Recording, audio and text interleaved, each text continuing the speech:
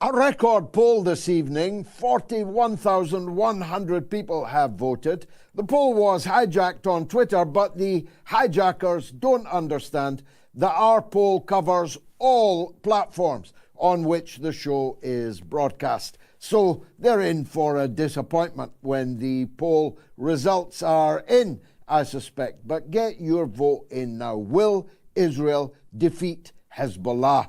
Yes or no? You can vote on my Telegram channel, t.me/George Galloway, on my Twitter, on the YouTube community poll, and on the YouTube stream. Have your say. Don't be hijacked. There's so much to talk about tonight, I scarcely know where to start. I'm going to leave the most important to last. So, the first topic I have to inform you of is that YouTube have made an effort to stop us interviewing Scott Ritter this evening on the show. But we don't do surrendering to bullies. So we are going to stand up for our right to pick our own guests. That's why when we come to the interview with Scott Ritter this evening, a man who has easily outranked all other guests on the mother of all talk shows over the last few years, a man who has chalked up millions of views in his interviews with us on YouTube, is now so banned from YouTube that not only have they banned his channel, banned him presenting shows, they're now trying to ban others from hosting him as a guest on their shows. So we will not accept that. So just before the interview with Scott Ritter this evening, which will be towards the end of the show, we're asking you to retune to the other platforms on which we are, for the moment, broadcasting freely, without censorship, without big tech intervention in what we can say and who we can interview. That means there will be a board left on the screen if you are watching on YouTube, which will tell you the reason that you have to migrate to other platforms to hear this important interview. It is a kind of madness. There can never have been a more important time to interview Scott Ritter. In any free society, this obvious, blindingly obvious truth would be self-evident. To choose this moment to try to silence me from interviewing Scott Ritter is the ultimate act of tyranny. And we don't lie down for tyrants on the mother of all talk shows. We stand up to bullies. So that's just a means. I'll be reminding you throughout the show. You're welcome to watch the show on YouTube, and many of you do. Record numbers on Wednesday's show. Well over 4 million people will see last Wednesday's show by the time of next Wednesday. You're welcome to keep on watching us on YouTube, but when Scott Ritter comes on, you're going to have to watch us on Twitter, on Rumble, on any of the multiple other platforms that we appear on. I'm sorry about that. We have had a long association with YouTube. We have a mutually profitable one. They pay us quite a lot of money. We earn them even more money. We are one of the go-to channels on YouTube. We have almost 500,000 subscribers. We have hundreds of millions of views. Hundreds of millions of views. Just think about that on YouTube. But we may be ending our period of cooperation with them. They will have to end it, not us. We'll keep broadcasting on YouTube for as long as we can.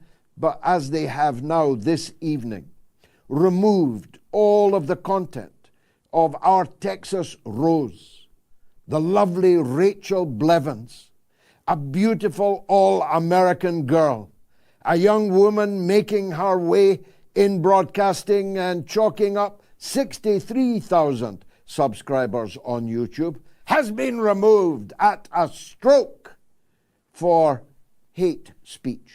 they suddenly remembered, after 8 years of hosting her, that she's a hate speecher, when of course nothing could be further from the truth. This fragrant young American woman is merely speaking her truth, and a huge number of people apparently want to hear it. But YouTube has decided, like some tyrannical censor from a grim dictatorship, to excise all of her works, not just to cut her off, but to remove all of her previous work. It's an act of historical, artistic, cultural, and political vandalism. You are wreckers, YouTube. And at whose behest are you doing these things? Glen Deason, another regular guest of ours, had his YouTube channel removed this week. Scott Ritter, African Stream, one after the other of our guests have been removed by YouTube. And now YouTube have taken to effectively instructing us that because they have banned these people, we cannot have them on our show. So we are in dark and dangerous waters. The West has become the tyranny, more tyrannical than any of the tyrannies with which they once compared themselves oh so favorably. And at the most critical time, a point to which I'm about to turn. But before that, I want to talk about the right to die. Labour's crowning achievement in its first 3 months is to put up a former parliamentary opponent of mine, Kim Ledbetter, deliberately chosen, the sister of a member of parliament, a late member of parliament who was murdered by a lunatic in the street whilst in pursuit of her duties. So Kim Ledbetter starts with an emotional advantage in this argument, and the Labour Party, as its flagship policy, is introducing state-sponsored suicide in Britain. Of course, at the moment, you'll have to ask for it. At the moment, you'll have to pay for it. But on a Swiss-style model of climbing into a capsule while the state facilitates your self-slaughter. I oppose suicide with all of my heart. I oppose it for moral and religious, but also political reasons. Labour is now about to take us down a path which will lead to the chronically sick, to the badly disabled, and to the elderly, no longer turning a profit for anyone and standing in the way of their children's legacy. Their children unable to get a hold on that house, or unable to see their legacy dwindle away with the costs of social care in private residential homes and so on. It'll be nudge, nudge, wink, wink. Come on, Granny, you've had a good life. Why don't you climb into this capsule? In Britain, we have set our canon against self-slaughter, in the words of William Shakespeare himself. But Labour is all for it. And as Labour now has an overwhelming majority in the House of Commons, albeit on merely 19% of the popular vote, one must assume that Britain will join the Swiss pathway to hell of introducing state-sponsored suicide. I'm against it religiously because I believe that God decides when we leave this earth, and not some here today, gone tomorrow politician, not some doctor. War is too important to be left to generals. Death is too important to be left to doctors. And it's very much too important to be left to politicians. But there are other reasons for opposing it. You don't have to share my religious belief to think that our society will be grievously wounded, poisoned by going down this route. Because the truth is, the chronically sick, the people at an advanced age, are of no use to capitalist society. They don't spend much. They won't ever turn a profit for anyone again. But they are repositories of great wisdom and experience. Grandparents are very, very important. Elderly parents can set you on the right path and stop you from pursuing the wrong one. Elderly parents were once the workers who made the country great. Elderly parents were once your parents. Without them, you would not exist. You have a debt to them to treat them in the way that they treated you when you were helpless as a baby, as a young person who could not have lived without their efforts, without their love. It is a sign of a rancid and toxic society that it disposes or seeks to dispose of its elderly with such contempt and such disdain. So I will be doing everything I can to stop us taking this pathway to hell. The fact that they've chosen a bitter parliamentary opponent of mine, Kim Ledbetter, as the person to sponsor the bill, which they're calling a private member's bill, calling a free vote, but Keir Starmer has already supported it. So if you want to keep in with Keir Starmer, you better vote for this bill. And the other forces in the parliament are too weak or themselves too morally compromised to do anything about it. Let me turn to the big enchilada, which may render all of what I've just said otiose. There may be no YouTube. There may be no mother of all talk shows. There may be no elderly parents, grandparents. There may be no you. Your country may no longer exist if what we expect to happen now begins to happen. You see the total frenzy of murderous violence being engaged by the mad dog of the state of Israel. A mad dog which we thought we owned, but which we have now learned is owned by nobody. A devil dog, a dog so savage that it can turn upon anyone, including the person holding its leash.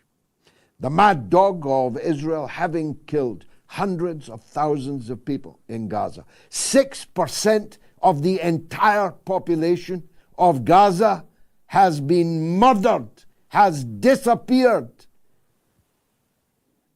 If that's not a genocide, if that's not a Holocaust, then you tell me what it is. 6% of the population of your country equals what? 6% of the United States population. Do the math.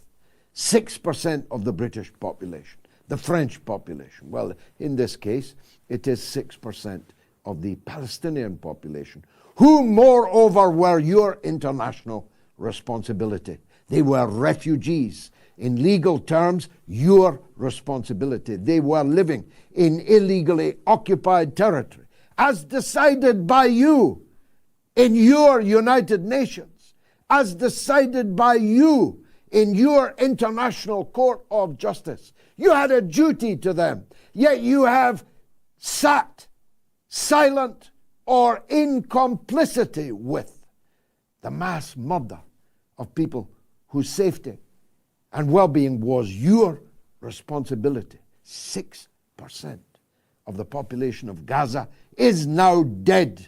And if you add the mutilated, the wounded, unable to be treated, the amputees, the disabled people, the blinded people, the people whose lives mentally have been scorched forevermore by the last 12 months. You are looking at a rabid, mad, devil, demon, dog, indeed, more savage than any you've ever seen on a leash anywhere. And now they're doing it to Lebanon. Actually, they're also trying to do it to Syria. They are doing it to the people of Yemen, and they are preparing to do it to the people of Iran. The difference between Iran and all the foregoing is that Iran is more than capable of standing up for itself and fully intends to do so. So, the story goes that Israel is about to make a serious, substantial response to Iran's response to Israeli crimes.